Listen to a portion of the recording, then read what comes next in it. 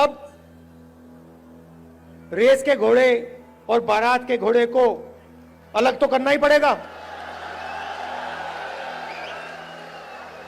और पहले मैं कहता था दो टाइप के हैं, एक रेस का घोड़ा है, कांग्रेस पार्टी कभी कभी रेस के घोड़े को बारात में भेज देती है, ये कमलनाथ ने कहा है, और कभी कभी बारात के घोड़े को रेस की लाइन में खड़ा कर देती है, उसको पीछे से वो एक चाबुक पड़ता है, वो वहीं बैठ जाता है। मगर एक तीसरी कैटेगरी है, एक हुआ बारात का, दूसरा हुआ रेस का, एक तीसरा भी होता है। कौन सा होता है? लंगड़ा घोड़ा। तो ये छांटना है हमें, लंगड़ा कौन सा है, रेस का कौन सा है, बारात का कौन सा है। बारात वाले को बारात में भेजना है, रेस वाले को रेस में डालना है, और लंगड़े वाले को रिटायर करना है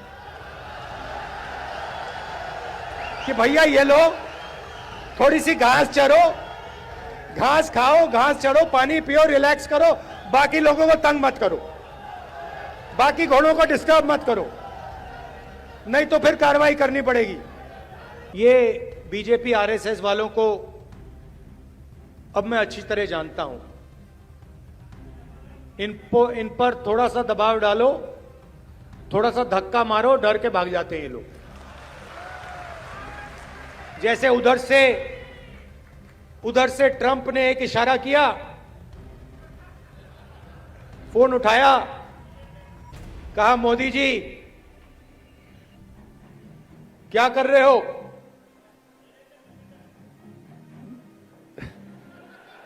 नरेंद्र सरेंडर, और जी हजूर करके नरेंद्र मोदी जी ने ट्रंप के इशारे का पालन किया। आपको एक समय याद होगा जब फोन कॉल नहीं आया था, 7th फ्लीट आई थी, 71 की लड़ाई में 7th फ्लीट आई थी, हथियार आए थे, एयरक्राफ्ट कैरियर आया था। इंदिरा गांधी जी ने कहा मुझे कुछ जो करना है मैं करूंगी।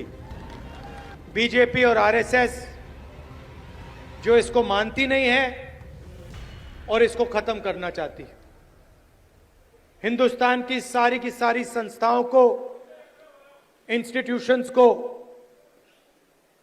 उन्होंने पकड़ लिया है। हर संस्था में उन्होंने अपने लोग डाले हैं और देश को आस्ते आस्ते देश का वो गला घोट रहे हैं। तो पहली लड़ाई संविधान की है। एक तरफ हम कांग्रेस पार्टी, हमारी विचारधारा, और दूसरी तरफ आरएसएस जो संविधान के खिलाफ खड़े हैं।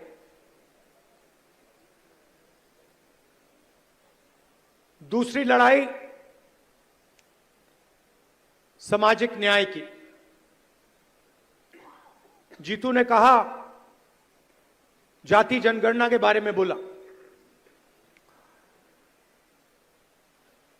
पार्लियामेंट हाउस में, लोकसभा में मैंने देश से वायदा किया था कि कुछ भी हो जाए, जाति जनगणना लोकसभा और राज्यसभा में पास होगा।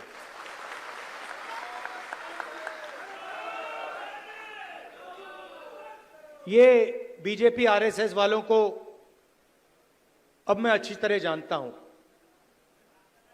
इन पर थोड़ा सा दबाव डालो, थोड़ा सा धक्का मारो, डर के भाग जाते हैं ये लोग। जैसे उधर से ट्रंप ने एक इशारा किया, फोन उठाया, कहा मोदी जी क्या कर रहे हो?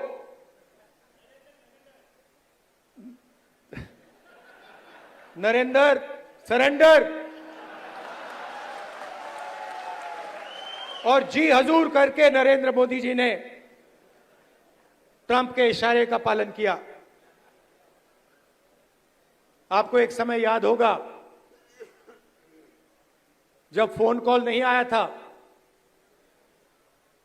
7th फ्लीट आई थी, 71 की लड़ाई में 7th फ्लीट आई थी, हथियार आए थे, एयरक्राफ्ट कैरियर आया था, इंदिरा गांधी जी ने कहा मुझे कुछ जो करना है मैं करूंगी।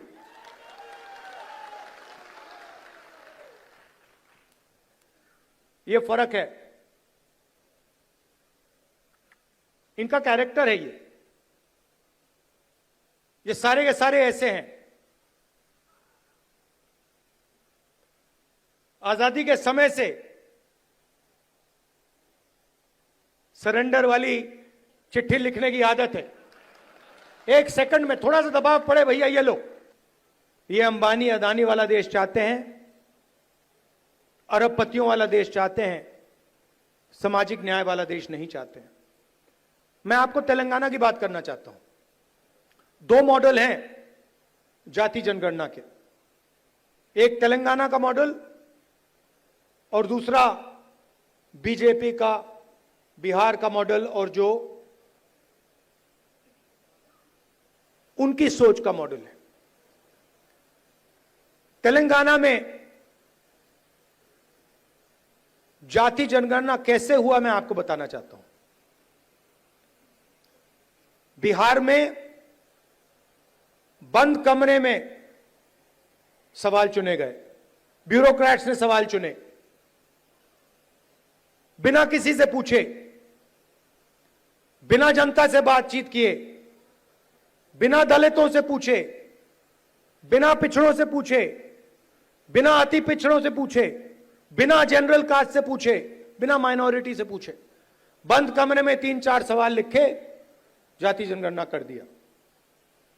तेलंगाना में हमने लाखों लोगों से सवाल पूछा, दलितों के संगठनों से, आदिवासी के संगठनों से, उनके नेताओं से, और हमने उनसे पूछा कि देखिए हम जाति जनगणना करने जा रहे हैं, सर्वे करने जा रहे हैं, आप इस सर्वे में कौन से सवाल चाहते हो। 3.5 लाख लोगों ने हमारी प्रोसेस में एक साथ मिलकर सवाल निकाले, और उसके बाद बिहार में सेल्फ रिपोर्टिंग था। अगर आप बोलना चाहते हो तो बोलो, नहीं बोलना चाहते हो तो नहीं बोलो। तेलंगाना में हर व्यक्ति, हर परिवार के घर में सरकार के ऑफिसर्स गए और उन्होंने उनसे सवाल पूछे। नतीजा मैं आपको बताना चाहता हूं। जाति जनगणना में क्या पता लगा। तेलंगाना का जो कॉर्पोरेट स्ट्रक्चर है, प्राइवेट सेक्टर है, आप हैरान हो जाओगे। तेलंगाना का जो प्राइवेट स्ट्रक्चर है, प्राइवेट सेक्टर है, सीईओज, सीनियर मैनेजमेंट, कंपनी के मालिक, इन सब की लिस्ट में आपको एक दलित, एक आदिवासी, एक पिछड़ा वर्ग का व्यक्ति नहीं मिलेगा। यह सच्चाई है। तेलंगाना में जो भी कॉन्ट्रैक्ट सरकार देती है, सारे के सारे कॉन्ट्रैक्ट्स 5% लोगों को मिलते हैं। उसमें ना कोई दलित है, ना कोई आदिवासी है, ना कोई पिछड़े वर्ग का व्यक्ति है। यह सच्चाई है। हम कहते हैं हम सुपर पावर बनना चाहते हैं। दलितों की आबादी 15%, पिछड़ों की आबादी कम से कम 55%, आदिवासियों की आबादी 9%, माइनॉरिटीज 15%, सब जोड़ लो 90% बनता है। इनकी भागीदारी नहीं है। और वही चुने हुए अमीर लोगों को सारा का सारा दिया जाता है। उसी लिस्ट में कॉर्पोरेट सेक्टर की लिस्ट निकालो, बड़े बड़े ब्यूरोक्रेट्स की लिस्ट निकालो, उसमें आपको गरीब जनरल कास्ट का भी कोई नहीं मिलेगा। यह सच्चाई है। मजदूरों की लिस्ट निकालो, उबर ड्राइवर्स की लिस्ट निकालो, जो खाना डिलीवर करते हैं उनकी लिस्ट निकालो, और उसमें आपको पिछड़ा वर्ग, दलित, आदिवासी सब मिलेंगे। दो हिंदुस्तान बन रहे हैं, एक 90% का और दूसरा चुने हुए लोगों का 5-7% का।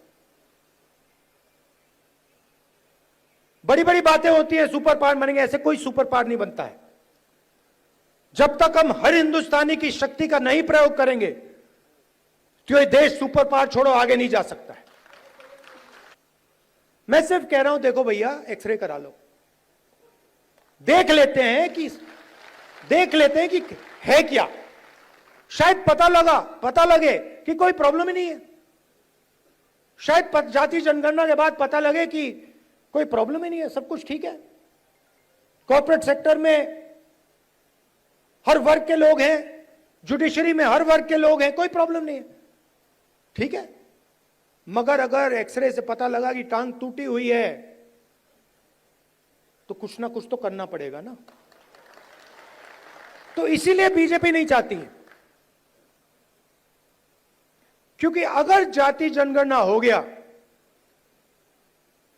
तो ये इनका जो अदानी अंबानी वाला मॉडल है ये वहीं खत्म हो जाएगा, क्योंकि देश को पता लग जाएगा कि 90% को कोई फायदा नहीं हो रहा है, ये 5-10% को सारा का सारा हिंदुस्तान का धन जा रहा है और जनता अपने आप खड़े होकर उसको रोक देगी। द वायर के और वीडियोस देखने के लिए सब्सक्राइब करें और बेल आइकन पर क्लिक करें।